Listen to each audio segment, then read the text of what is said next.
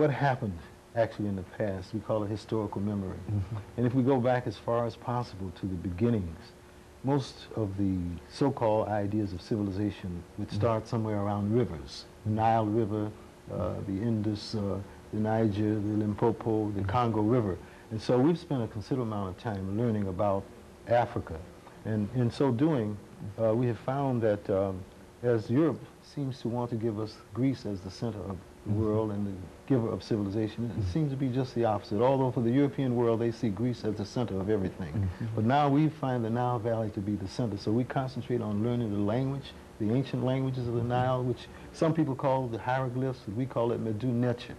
In addition to studying those languages, we study the ancient histories before the coming of all other groups that tend to call themselves the founders of civilization. In addition to that, we've formed a structure as a result of what Dr. Jeffries just said. We now have a national organization that meets every year, every 4th or 5th year. We go overseas to have our conference. In addition to that, we have 5 regions. We have a western region, a midwestern region, a southern region, an eastern region, a mid-Atlantic region. We have 4 commissions, one commission that deals with education, another one that deals with research, one that deals with the creative productions, and what's the other one? So whatever we have 4. And in addition to all of those things, we are research-driven. We want to bring the history of African people down to our people, wherever we find our people. And as a result of that, then we'll understand who we are and why we are here and what our destinies will call for. Now, what has been, Dr. Jeffries, I'm not sure about how much time we have here before the end of this segment, but what would you suggest to the individuals today to become more involved in what the two of you are doing? Because it's certainly a great scholarly activity and et cetera, but how do you get people involved in what the two of you are doing today? Well, in order for people to have their full consciousness and their true development, they've got to study.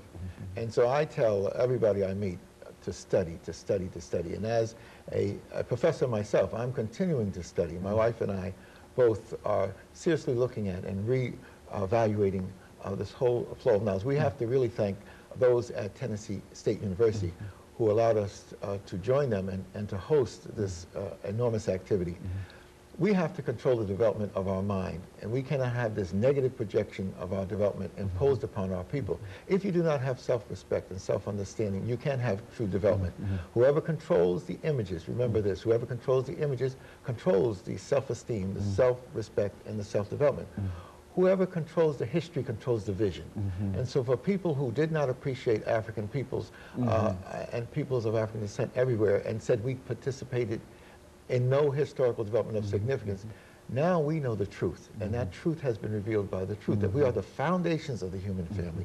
We don't take a back seat to any other group, and that becomes important. That allows us to develop a sense of vision and purpose and direction so that we can move our people in the correct direction. And of course, Dr. Jeffries and Dr. Thompson, we're getting ready for our second commercial break.